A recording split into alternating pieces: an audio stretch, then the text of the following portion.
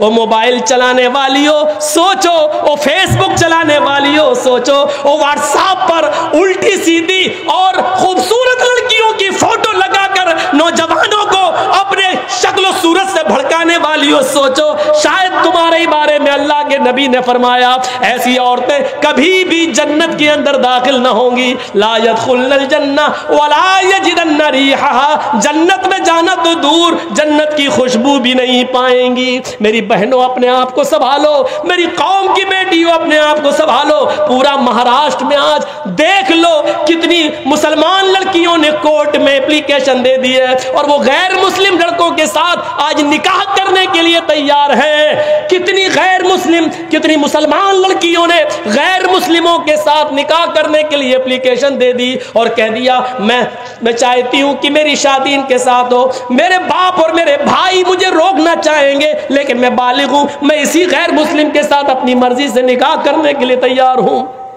ये इसी बेपर्दगी का हाल है। ये इसी कॉलेज और यूनिवर्सिटी में लड़कों के साथ को एजुकेशन लेने का नतीजा है। मेरी बहनों अपने आप को बचाओ, मेरी कौम की बेटियों, बहुत बड़ी साजिश इस सियासी हुकूमत इस मौजूदा दौर की हुकूमत में तुम्हारे खिलाफ रची जा रही है। कॉलेजों में, स्कूलों में लड़कों को जगह, मुस्लिम लड़कों को पढ़ने के लिए वैकेंसी नहीं दी जा रही है, कहा जा रहा जगह फुल हो गई, और लड़कियों को जगह दी जा रही है और कहा जा रहा है कि लड़कियों के लिए जगह मौजूद है, लड़कियों के लिए इतना कोटा मौजूद है। वो जानते हैं कि जब लड़कियां मुसलमानों की हमारे कॉलेज में और स्कूलों में आएंगी और हमारे हिंदू और गैर मुस्लिम लड़कों के साथ बैठकर जब पढ़ेंगी तो जाहिर है कि आग और पेट्रोल एक जगह रह ही नहीं सकता है, मोहब्बत और इश्क की आग लगेगी और फिर ये हमारे भाई, हमारे बेटे इन लड़कियों को अपनी बहू बनाकर लाएंगे और फिर इनसे गैर मुस्लिम बच्चे पैदा होंगे।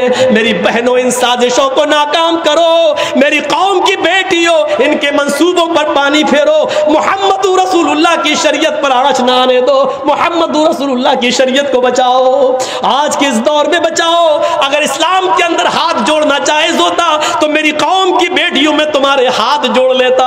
अगर इस्लाम के अंदर भीख मांगना जायज होता तो मैं अपना दामन फैलाकर तुमसे भीख मांग लेता। मेरी कौम की बेटियों, मेरे दामन में इतनी भीख डाल दो कि तुम अपने आप को पर्दे में रखो, अपने आप को फेसबुक और व्हाट्सएप और मैसेंजर से बचा लो और इस्लाम की खिदमत करो, हजरत फातिमा जैसा पर्दा करो। और इतना ना करो तो कम से कम मौजूदा मुआशरे में ऐसा तो करो कि तुम्हारे माँ बाप की और भाइयों की इज्जत, उनकी छल्ली छल्ली ना हो, उनको शर्मिंदगी महसूस ना हो, मुआशरे को शर्मिंदगी महसूस ना हो, इतना तो कम से कम करिए।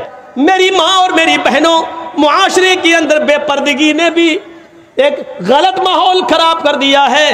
आजकल जलसे भी उससे महफूज न रहे। जलसे होते हैं तो मेला लगता है और मेला लगता है तो नौजवान लड़के और लड़कियां उस मेले में जाते हैं, उनकी लिपस्टिक भी होती है, पर्दा तो बंगाल में दिखाई नहीं देता है। मेरे भाइयों, जहां तालाब के अंदर एक तरफ लड़के और दूसरी तरफ लड़कियां नहाती हुई नजर आती हो, वहां से कौन सी उम्मीदें लगाई जा सकती हैं? गौर करो मेरे प्यारे साथियों, जो पर्दे के बारे में कभी हजरत फातिमा रजी अल्लाह ताला अन्हा को याद करो, जब उनकी मौत का इंतकाल का वक्त आया तो उन्होंने अपने शौहर से कहा, अली मेरी इंतकाल का वक्त करीब है, मुझे नहीं लगता कि मैं बचूंगी। फरमाया अली ने ऐसा क्यों कह रही हो? आए अली, मेरी एक वसीयत है, उसको नोट कर लेना। हजरत अली ने कहा, तुम मेरी बीवी नहीं, तुम मेरी वाइफ ही नहीं, मोहम्मद रसूलुल्लाह की बेटी हो, बताओ तुम्हारी क्या वसीयत है, मैं उसको जरूर पूरा करूंगा।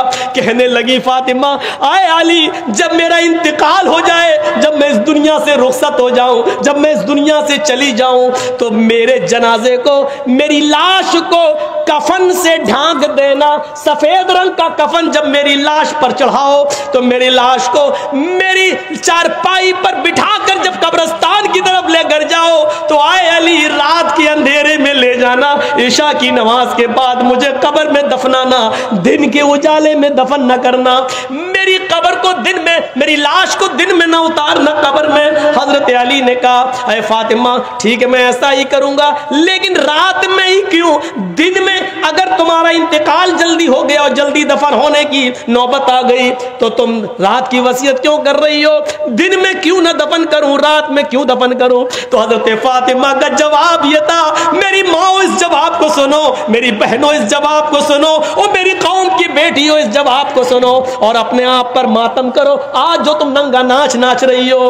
हजरत फातिमा ने कहा, आए अली, मैं नहीं चाहती हूं कि मेरे मरने के बाद मुझे जो कफन पहनाया जाए, मैं नहीं चाहती हूं कि मेरी लाश को जब चारपाई पे उठा के जनाजा आगे बढ़ाया जाए, तो मैं नहीं चाहती हूं कि गैर मर्दों की नजर मेरे मुर्दा जिस्म पर पड़े हुए कफन पर भी पड़े। चेहरा तो दूर, मैं नहीं चाहती कि मेरे मुर्दा जिस्म पर पड़े हुए कफन पर किसी गैर मर्द की नजर पड़े, मैं नहीं चाहती। ये था मोहम्मदुर रसूलुल्लाह की बेटी का पर्दा, ये था मोहम्मदुर रसूलुल्लाह की बेटी का हाल जो इंतकाल से पहले ये वसीयत कर रही है।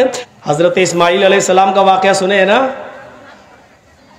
कहीं रहने लगे। इब्राहिम अलैहिस्सलाम जब अपने बेटे से मिलने गए, दरवाजे को दस्तक दी, इस्माइल अलैहिस्सलाम की बीवी ने दरवाजा खोला, सामने बूढ़ा आदमी खड़ा है। इस्माइल की बीवी नहीं जानती थी कि ये मेरे ससुर हैं, देखा नहीं था। उस बस्ती में इस्माइल अलैहिस्सलाम ने एक शादी कर ली थी। हजरत इब्राहिम अलैहिस्सलाम ने सलाम किया, उस औरत ने जवाब दिया इस्माइल की बीवी ने। हजरत इब्राहिम ने पूछा, इस्माइल अलैहिस्सलाम कहाँ गए? कहने लगी, वो तो जंगल में शिकार खेलने के लिए गए हैं। कहा, अच्छा ये बताओ कि तुम्हारे घर का गुजर बसर कैसा चल रहा है? तो कहने लगी, बहुत बुरा है। बहुत बुरा? हाँ, सुबह खा लो तो शाम को नहीं मिलता, शाम को खा लो तो सुबह भूखे रहते, बहुत बुरा हाल है। इब्राहिम अलैहिस्सलाम समझ गए कि मेरे बेटे ने बीवी का इंतखाब करने में गलती की। तो क्या कहा बहू, क्या कहा इस्माइल की बीवी? कहा जी, जब इस्माइल अलैहिस्सलाम घर पे आ जाएं तो उनसे सिर्फ इतना कह देना, एक बूढ़ा आदमी आया था, उसने आपको सलाम कहा है और ये कहा है कि घर की चौखट बदल दो, चौखट ठीक नहीं है। अब वो बीवी देखती है, कहती चौखट तो ठीक है, दरवाज़ा भी ठीक है, ये बुढ़ा सटिया गया, इसका दिमाग ख़राब हो गया। चौखट बिल्कुल सही है, सर्दियों में धूप आती है, गर्मियों में हवा आती है, चौखट तो सब ठीक है, ये बुढ़ा सटिया गया। इस्माइल अलैहिस्सलाम जब घर में आए तो बीवी ने पूरा वाक़या सुनाया था कि एक बुढ़ा आया था। कहा, अच्छा क्या हुआ? कहा, उसने आपको सलाम कहा। अच्छा, और क्या कहा? समझ गए कि मेरे बाप थे। कहा, और क्या कहा? उन्होंने मुझसे पूछा कि घर की का हाल कैसा चल रहा है? तो मैंने कहा, बहुत बुरा, सुबह खा लो तो शाम को नहीं मिलता, शाम को खा लो तो सुबह नहीं मिलता। तो उन्होंने कहा कि अच्छा ठीक है, तुम्हारे शौहर आ जाएं तो उनसे कह देना एक बुढ़े ने सलाम कहा है और ये कहा कि घर की चौखट ठीक नहीं है, चौखट बदल लो। कहा, क्या कहा? तो घर की चौखट बदल दो, सटिया गया था बुढ़ा। इस्माइल ने कहा, बुढ़ा नहीं सटियाया, तुम सटिया गई हो। कहा, क्या हुआ? कहा, मेरे बाप ने चौखट बदलने का हुक्म दिया। जानती हो चौखट से क्या मुराद है? मेरी बीवी वो मेरे बाप थे और चौखट तुम हो। तुमने कहा कि बहुत बुरा हाल चल रहा, यानी तुमने ये नहीं कहा अल्लाह ने मुझे जिस हाल में रखा है हर हाल में अल्लाह का शुक्र। मेरे बाप ने कहा चौखट बदल दो, ये चौखट ठीक नहीं है, यानी मेरे बाप ने तुम्हें तलाक देने का हुक्म दिया है। आए मेरी बीवी, मैं अपने बाप की नाफरमानी नहीं कर सकता हूं और अभी मैं तुम्हें तलाक देता हूं। चौखट बदल दी। आजकल तुम लोग क्या चौखट बदलोगे?